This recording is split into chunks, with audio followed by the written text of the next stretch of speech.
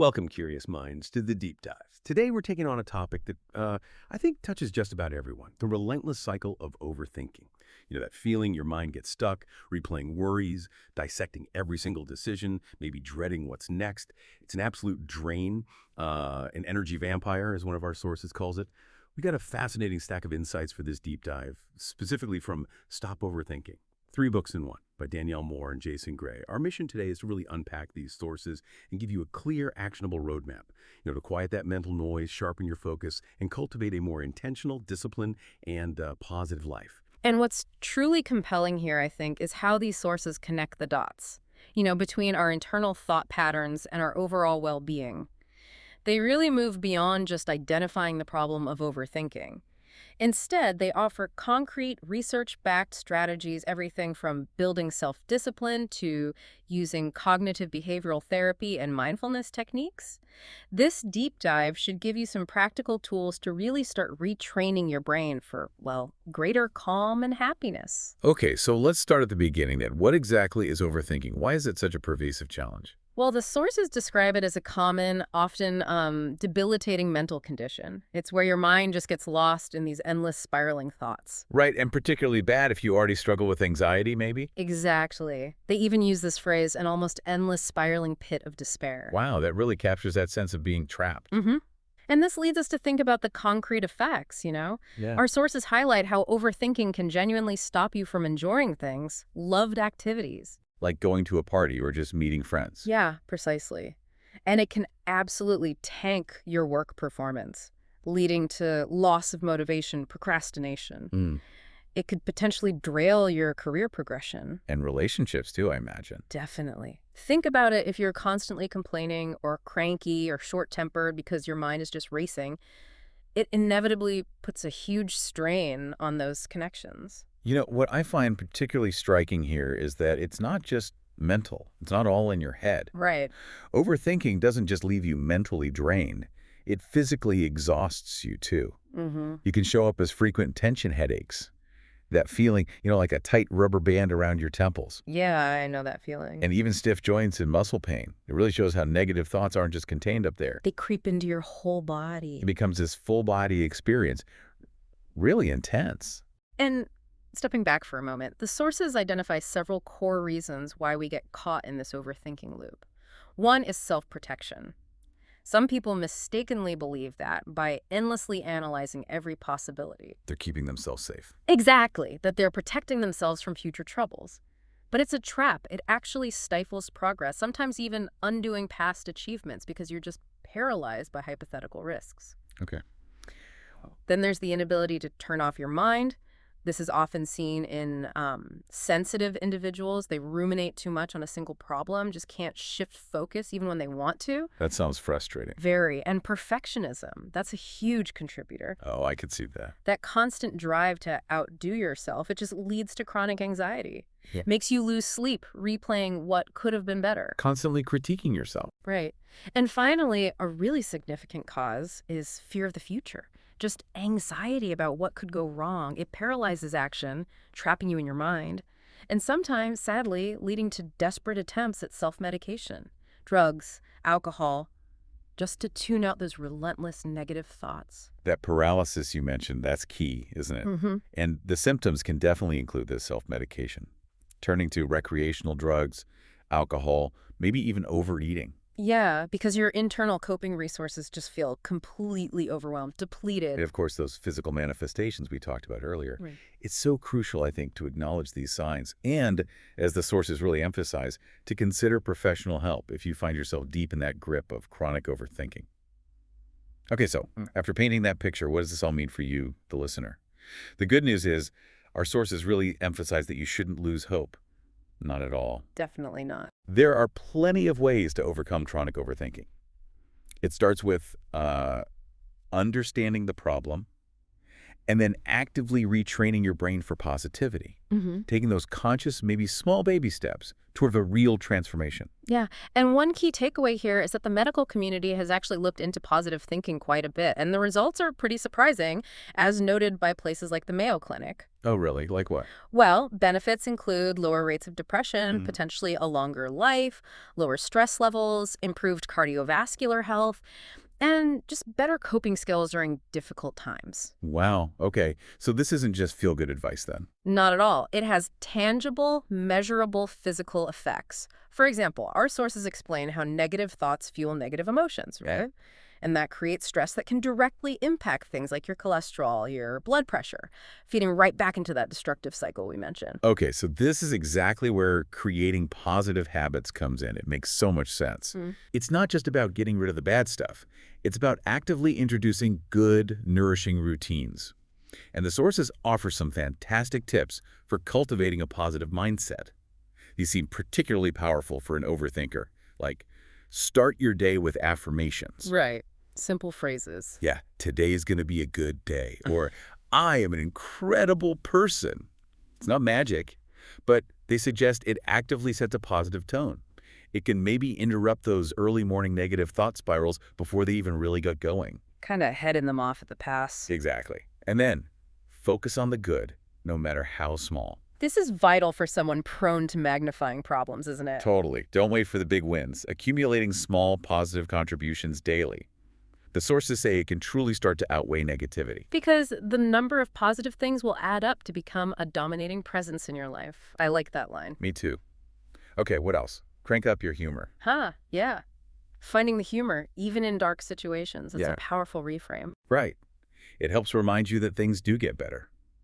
Gives you a mental break from all that intense rumination. A bit of perspective. And this next one feels crucial for an overthinking mind. Failures are lessons. Yes. Because a perceived failure can so easily become an endless loop of self-blame and what-ifs.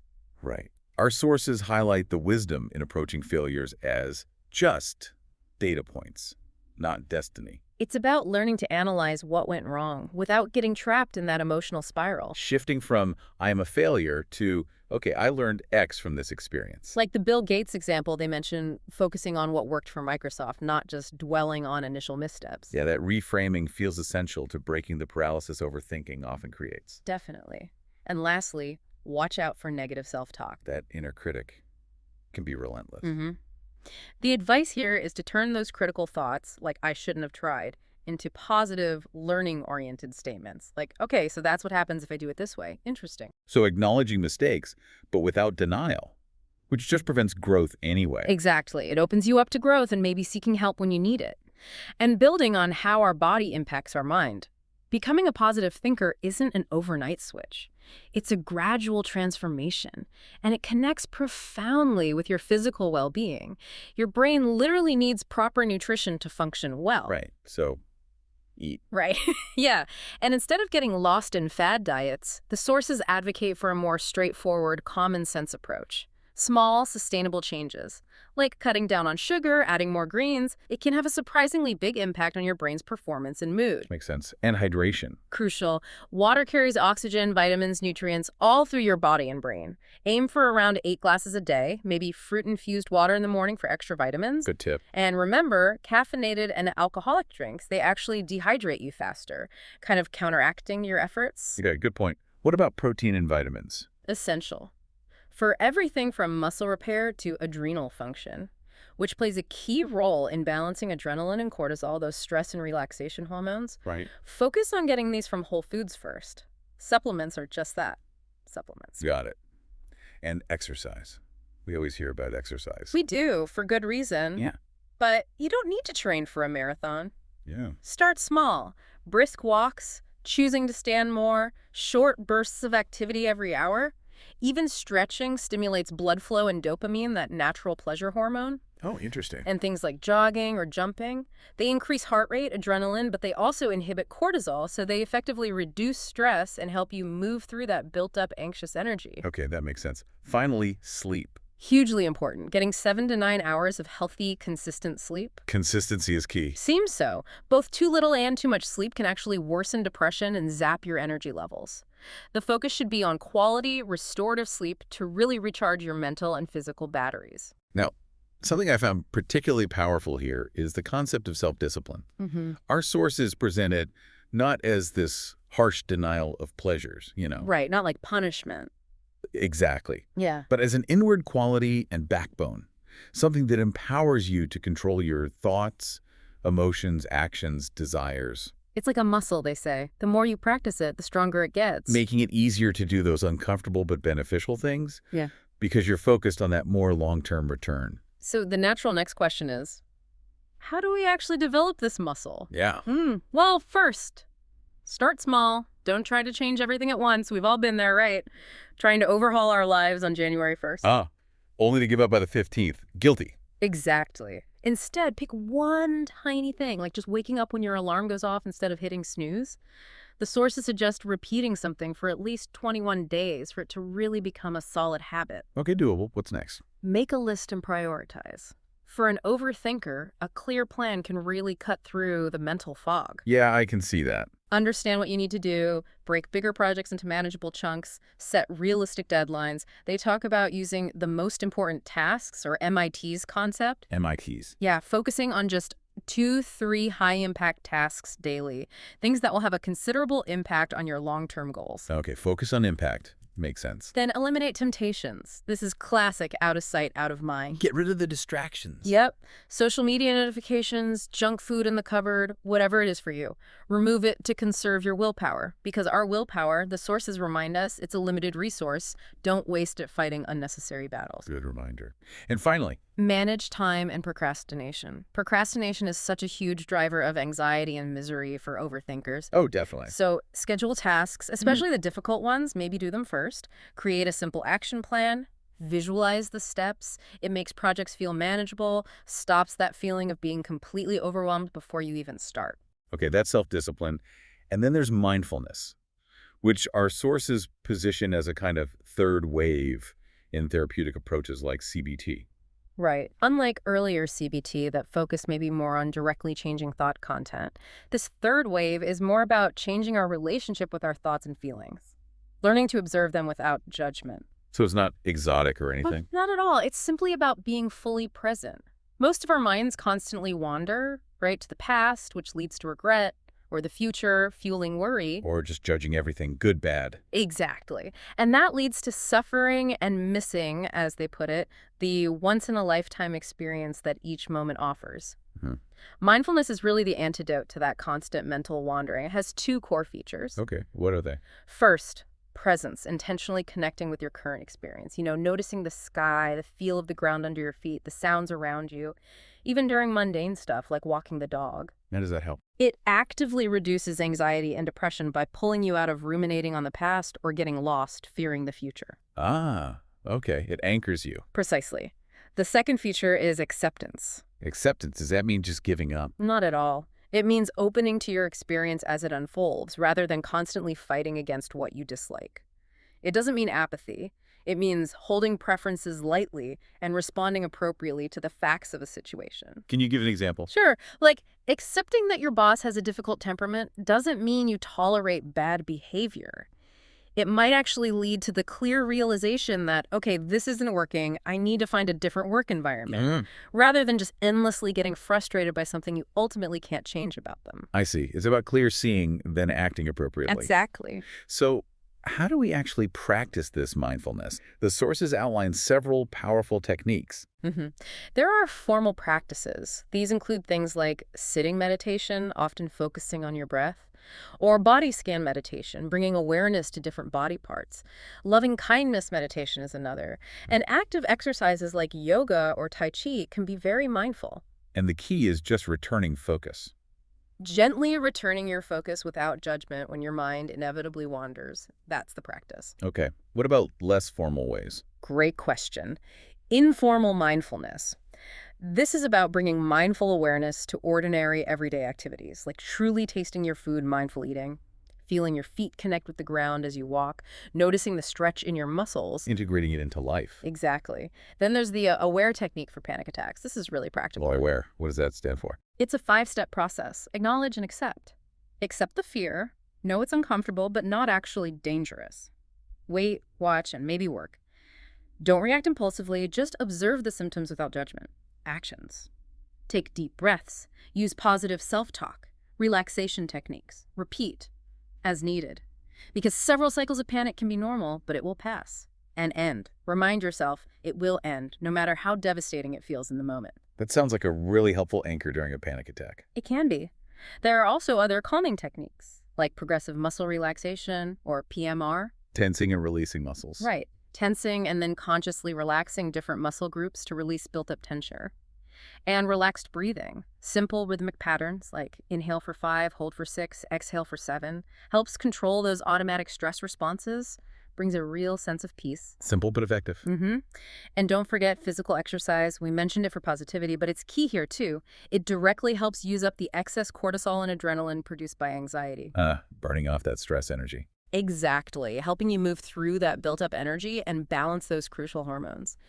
It relieves that awful physical feeling that often comes with anxiety. That's all incredibly practical stuff. But what about those really persistent challenges like perfectionism or just chronic stress? Yeah, good question. Our sources tell us that actively avoiding perfectionism is absolutely key to growth. Because aiming high is good. Yeah. Right. But perfectionism is different. Exactly. Perfectionism can paralyze you. It leads to intense procrastination, even deep sadness and self-neglect. Because you just exhaust yourself chasing these unrealistic ideals. It can create feelings of misery on a daily basis, truly. So, putting this into a broader context, overcoming perfectionism means focusing on what actually matters, not defining your self-worth solely by accomplishments, and crucially, seeing errors as learning opportunities, not catastrophes. Right. Learning, not failing. This is also where understanding stress comes in. Psychologist Albert Ellis's ABC model is helpful here. It states that external events, A, don't directly create our emotional consequences. C, it's our beliefs, B, about those events that truly shape our reactions. Okay, so the event itself isn't the problem. Not directly. Getting stuck in traffic, A, only causes stress. C, if your belief, B, is something like, this is a disaster, I can't stand this. But if you change the belief. Right. If you reframe that belief to, okay, this is annoying, but maybe it's a chance to listen to this deep dive or just relax for a minute, the stress can literally evaporate. You control your emotional response by choosing your interpretation. That reframing idea is so powerful. And another tool from our sources that kind of leans into this is the law of attraction. Yes, the idea that you attract what you consistently focus on. So if you consistently channel your energy and thoughts toward the positive, you invite joy, abundance. And if you dwell on the negative, you invite misery. It's about consciously channeling your thoughts and energy toward what you actually want, realizing, as they say, we live in a world of infinite possibilities. Yeah, and this concept of ask, believe, receive, it isn't presented as some kind of magic trick, but it absolutely requires patience and consistent practice, believing in your ability to create happiness. This ties perfectly into nurturing your brain, which we touched on earlier. Scientists have discovered neurogenesis, which is just incredible. Neurogenesis, new brain cells. Exactly. The fact that adults can actually grow new brain cells, particularly in the hippocampus. The hippocampus is important for it. Vital for learning, memory, and regulating our mood and emotions. Wow. So your brain isn't static. It can change. It's capable of physically rewiring itself. Now, much of the foundational research is still ongoing, of course, but the clear takeaway for us, I think, is that we have the power to foster a brain that's more resilient and adaptable. Tell me elements. What helps? Well, many of the habits we've already discussed, consistent exercise, especially activities like running, a balanced diet rich in things like flavonoids found in dark chocolate, yum, Nice. or omega-3s from fish. Even managing calorie intake, like through intermittent fasting, seems to help. And what hurts neurogenesis? Diets high in saturated fat, excessive alcohol consumption, they can actually hinder this process. Even diets of mostly soft foods that don't require much chewing might have a negative impact, surprisingly. Okay, so bringing it all together, Yeah. what does this all mean for you in your daily life? How do you apply this? It really means taking a truly holistic approach to your well-being, looking at the whole picture. Like maintaining a healthy social life. Yes. Because depression and overthinking often lead to isolation, pushing people away, the sources suggest gently overcoming this, engaging with friends and family, even if it's just sending a text or having them over for tea. Just small steps out of isolation. And being transparent about your feelings. It helps loved ones support you in ways you might not expect. Okay, what else?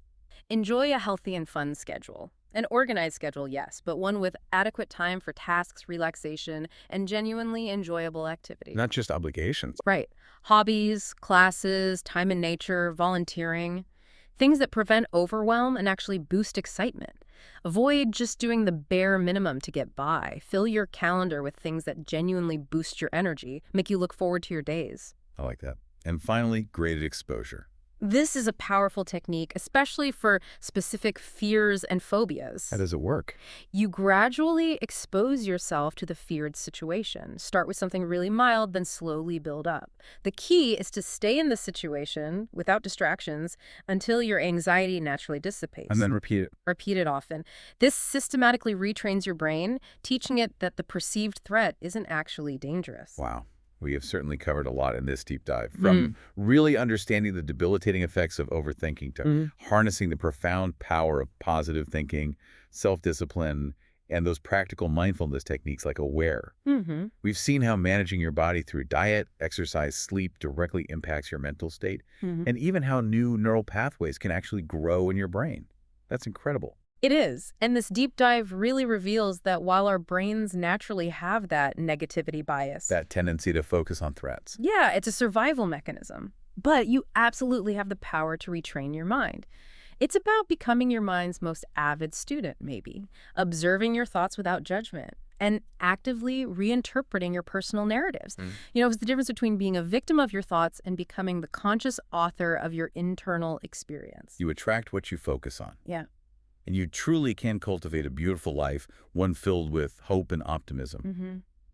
The road to greatness, as they say, is paved with self-discipline. And as these sources make so clear, you are only limited by your own mind and your own expectations. So as we wrap up, what stands out to you from this deep dive? How will you begin to maybe observe your thoughts more consciously this week? Or simplify one complex task that's been nagging at you? Or build just one new positive habit? And consider this. If the act of simply observing a phenomenon changes it, the observer effect in physics, what profound shifts could you initiate in your own life just by consciously observing and reframing your thoughts and actions without judgment, starting today?